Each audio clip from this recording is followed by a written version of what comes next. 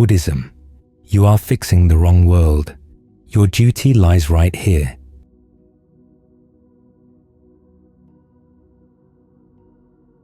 We spread thoughts of goodwill, wishing for all beings to be happy, to have good fortune. Then we look at beings who have good fortune, and in many cases, it's very dismaying. They gain wealth, and then they do everything they can to hang on to their wealth, with no thought of morality at all.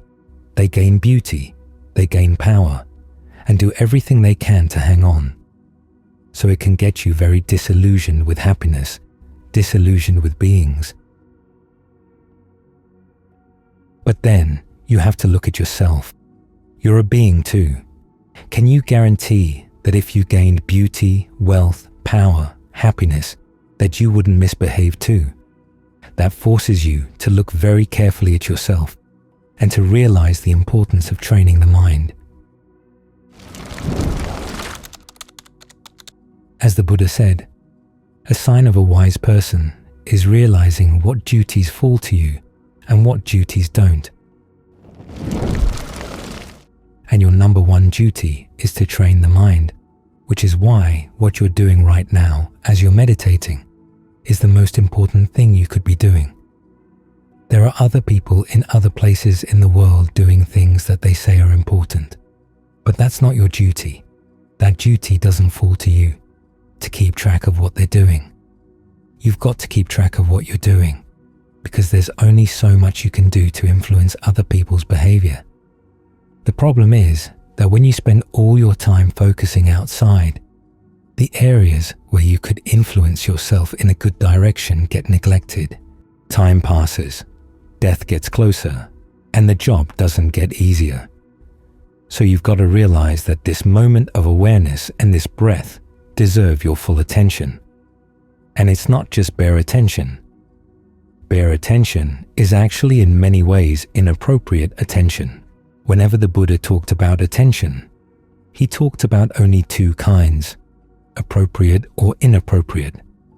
Appropriate is when you see things in terms of the Four Noble Truths and their duties, or on a more basic level, seeing things in terms of whether they're skillful actions or unskillful actions. Then, if they're skillful, how can you develop them? If they're unskillful, how can you abandon them? This gets further elaborated in the Four Noble Truths with their duties. Comprehending suffering, abandoning its cause, realizing its cessation by developing the path. So when something comes up in the mind, you have to ask yourself, is this an instance of suffering? Is this the cause of suffering? Or is this part of the path that I should be developing? If you simply sit and watch things coming and going, you're missing an important part of appropriate attention, and that turns your attention into inappropriate attention. When the Buddha talked about gaining penetrating insight into arising and passing away, the penetrating there is the word you have to focus on. When you penetrate into these things, you realize what kind of causes they come from, what they lead to, and again, whether they're skillful or not. You also realize what should be done if they're skillful, and what should be done if they're unskillful. That's penetrating. So these are the duties to focus on. This is where the Buddha focuses his teachings. When people would ask him questions about other issues that were irrelevant to the issue of suffering, irrelevant to appropriate attention, he would say, "What I teach is suffering and the end of suffering." That's it. You can look at a lot of other things in his teachings and say, well, he taught about rebirth and heavens and hells. What about those? But they're all related to suffering and the end of suffering. If you don't train the mind, you'll do things that get you reborn into a lot of suffering. So it all comes back here. What are you doing right now? What's happening in the mind? What choices are you making? Are you making them skillfully? That's where you're responsible. If you're not responsible for this, then can you be trusted with happiness? If your mind is out of control, it's like putting a crazy person in the driver's seat of your car. It may be a good car, it could be a good road, but the fact that there's a crazy person behind the steering wheel means that it's going to go off the road. You've got to pay careful attention to the driver. Who's in charge of your committee right now? Who's making the decisions? And on the basis of what? Can they be trusted? How do you know? You develop as much as mindfulness and alertness and ardency as you can. That's where your duties lie right now. Everything else is not your duty. This division into what duties fall to you and what duties don't fall to you leads ultimately to the teachings on self and not self. When it's an issue of what choices you're making, you want to be responsible. You want to create a self that you can depend on. As for the results of your actions once they've come, then you leave those to be anatta. You learn from them. If they're good, you learn from them. If they're bad, you learn from them. But you don't try latching onto them. Ajahn Lee's image is of a person ploughing a field. You have to allow the dirt to fall off the plough.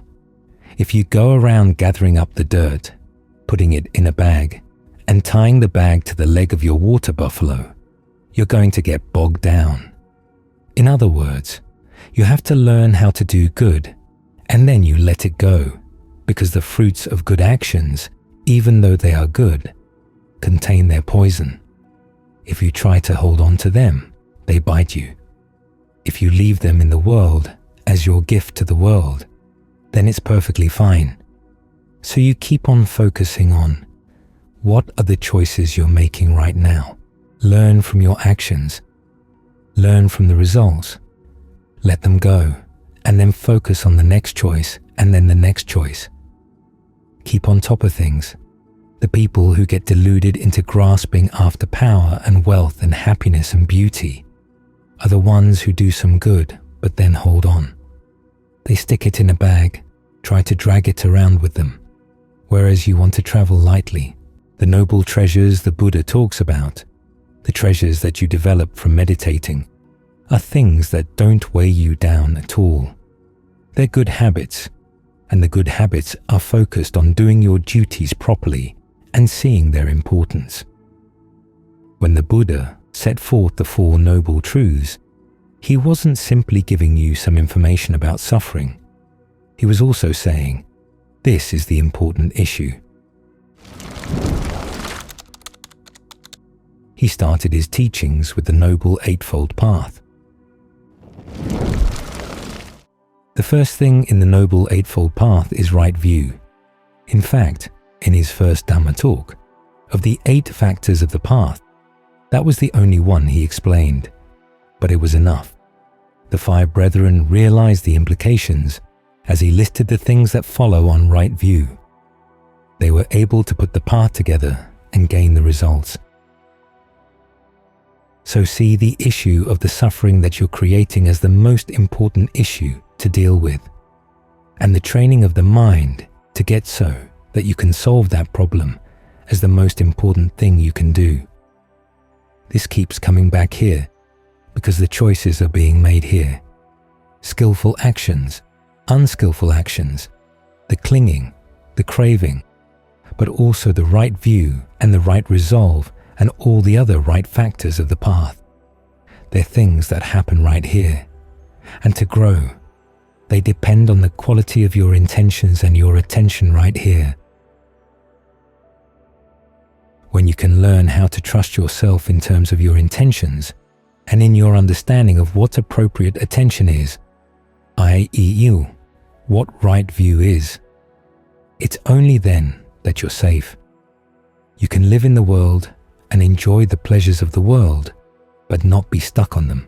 The Buddha had a dream before his awakening, one of a series of 5 dreams. But in this particular dream, he was climbing a huge mountain of excrement, but he wasn't soiled by it. The excrement stood for the results of all the good karma he'd done in the past. all the wealth and other good things that were going to come his way. But he had trained his mind not to be soiled by it. That's the only kind of person you can really trust. Otherwise, you get covered with shit. It seemed good when you made it, but you realize, okay, it's just shit. You can't hold on to it. You've got to let it go.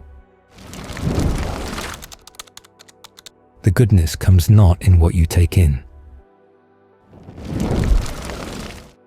The goodness comes in what goes out in your actions, what you choose to do, and how you keep watch over what you choose to do. Make sure you're pure in that regard. When you're fully pure, that's when you know you've done what had to be done. That's why the Buddha says that when people have gained full awakening, the task is done. There's nothing more they have to do. Even he himself, when he gained awakening after all those eons of aspiring to be a Buddha, realized that he had the choice not to teach. So the fact that he did teach was a pure gift. It wasn't something he was obligated to do. It was his pure gift to the world.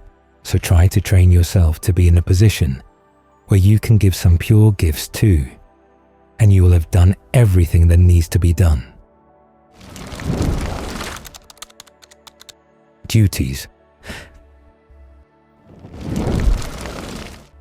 Take some good, long, deep in and out breaths and notice where you feel the process of breathing. Allow your attention to settle there. You can change the rhythm of the breath if you like. Try to find a rhythm that feels good, but always try to stay with that sensation of where you feel the breathing. Because when we talk about doing breath meditation, that's the breath we're focusing on. It doesn't have to be the air coming in and out through the nose. Any place where you feel the energy of the breathing process, any place where you're especially sensitive to the breathing process. It can be down in the area around the heart, or in the throat, or in the middle of the head. Choose your spot. Or you can experiment with different spots for a while, until you decide that you prefer one particular spot right now and one particular rhythm of breathing right now. It can be fast or slow, heavy, light, deep, shallow.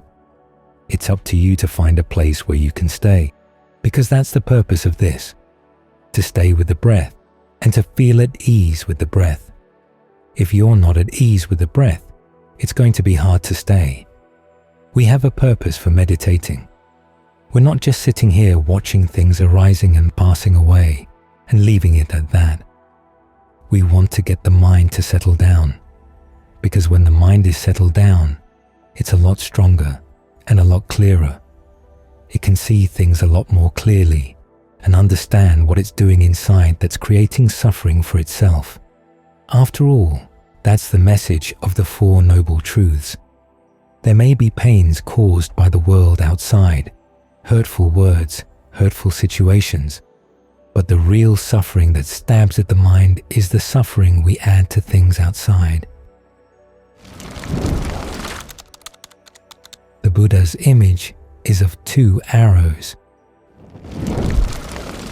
You get shot by one arrow, and that's not enough. You shoot yourself with another arrow. The first arrow is the pain. It could be physical pains, or pains from other people's words or actions.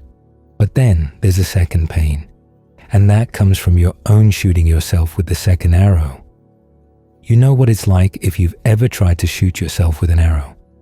Just the act of getting the arrow aimed at yourself is painful enough. Then the second arrow goes in, and often we're not content with just the second arrow. We add a lot more. That's what we're now trying to get past. The Buddha talks about suffering or stress on different levels. The word dukkha can mean either one. There's the stress of what they call the three characteristics, or the three perceptions of inconstancy, stress, not self. The fact that things are inconstant means they're stressful. And if they're stressful, why call them yourself? That kind of stress happens to everybody, but that's not the stress that weighs us down. The stress that weighs us down is the stress in the Four Noble Truths, and that's caused by craving. Craving combined with clinging and ignorance. In other words, things that are happening in our own mind. The Buddha here is not laying blame on you. He's just pointing out that if you want to put an end to suffering, you can cure the problem for yourself. This is actually an empowering teaching. If the end of suffering had to depend on the world outside being perfect, well, it's very far from perfect, and it's certainly not going to become perfect in our lifetimes. That would mean that the end of suffering would be beyond us. But the fact that suffering is dependent on conditions of the mind, and we can learn how to gain some control over those conditions, that's good news.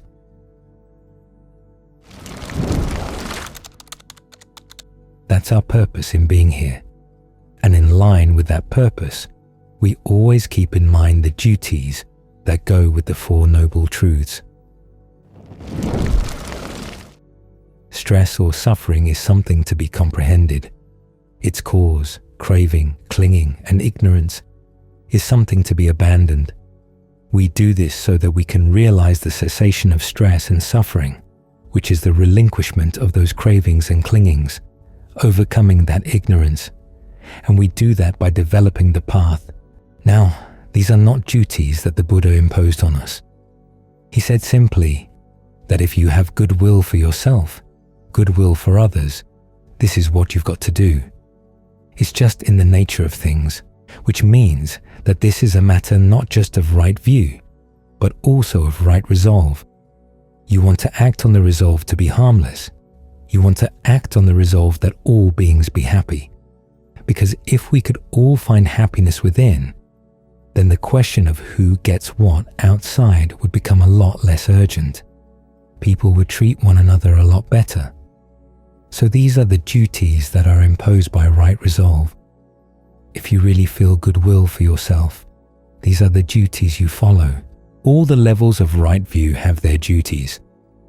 With the first level of right view, about skillful action and unskillful action, the teachings on karma. The duty is to abandon anything unskillful in your actions and to develop whatever's skillful. That, the Buddha said, is a categorical teaching. In other words, it's true across the board for everybody. And again, the ought and the should here are conditional, conditioned on whether you really want to put an end to suffering. When you get to the Four Noble Truths, the duties expand. Now we have cause and effect, skillful cause and unskillful cause and their effects. The unskillful cause is craving. The effect or the result of the unskillful cause is suffering. The path is the condition. It doesn't cause the end of suffering, but it takes you there. That's why the Buddha called it a path. That's the skillful action. And the skillful result is that you put an end to all your suffering. Here the duties begin to get more particular. You get into right effort. And the duty to abandon becomes the duty to abandon anything unskillful that's already arisen, and to prevent anything unskillful from arising in the future. The duty to develop expands into giving rise to skillful things in the mind, giving rise to the path in the mind, and then, once it's there, you try to maintain it and bring it to the culmination of its development. So these are the things we're doing here right now. As when you're trying to stay focused on the breath, that's developing concentration. Any thoughts coming up that would interfere with that, you let go. That's the abandoning of the craving.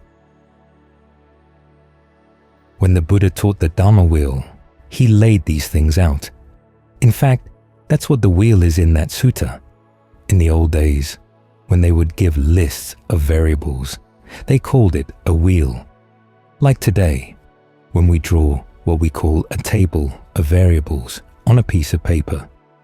You have one set of variables on one side and another set of variables across the top. Then you work out all the permutations. We call it a table. They called it a wheel. They wouldn't have diagrams written out on paper. Instead, they would memorize all the permutations in a list. and they imagined the permutations going around them, like a wheel. In the case of the Four Noble Truths, you've got 4 truths with duties appropriate to each. That leads to 3 levels of knowledge. 1 is knowing the truth, the second is knowing the duty, and the third is knowing that you've completed the duty. 4 times 3 is 12. That's the wheel. You can think of it as a wheel with 12 spokes. We start out with wheels that have only a few spokes. As you're working on the duties, you're adding spokes to the wheel. As for whether you'll get all 12 spokes in this lifetime, that's an open issue. But if you don't follow the duties, then the wheel's certainly not going to have enough spokes to take you anywhere. You may know the story of Shackleton and his expedition to Antarctica. They had a ship that they were going to land on one side of Antarctica, and they were going to walk across the whole continent with another ship waiting for them on the other side. But when the original ship approached the continent, they couldn't even get anywhere near the land. They got stuck in ice, and the ice was going to crush the ship. So they had to leave the ship, get into little dinghies, and then drag the dinghies across the ice until they finally got to open water and then try to row those across the ocean. It sounds impossible, but they did it, and nobody died. The secret was that Shackleton kept reminding all the men, "We don't know whether we're going to get out, but we do know that if we do our duties, that increases the chances of getting out." It'd be a miserable thing to think about if you got lazy, you gave up, and then you died. And as you were dying, you realized that the reason you were dying was because you gave up. If you hadn't given up, you wouldn't have died. So whatever duties the men had to do, they kept doing. They didn't let the impossibility of the project get them down. And they accomplished some amazing things, sailing all across a huge ocean, landing on South Georgia, and walking across the island. There were 5 passes through the mountains that they saw from where they were standing, so they tried 4 of them, one by one, and none of the 4 worked. It turned out that the 5th one worked and took them to safety, so they never let the situation get them down. In the same way, it's important that you keep your spirits up as you practice. Realize that if you're going to make your way to release, it has to be through doing your duties. So don't see these duties as onerous, as a weight bearing you down. They're an opening to freedom. Freedom from suffering. Freedom from all the things with which you've been weighing your mind down for who knows how long.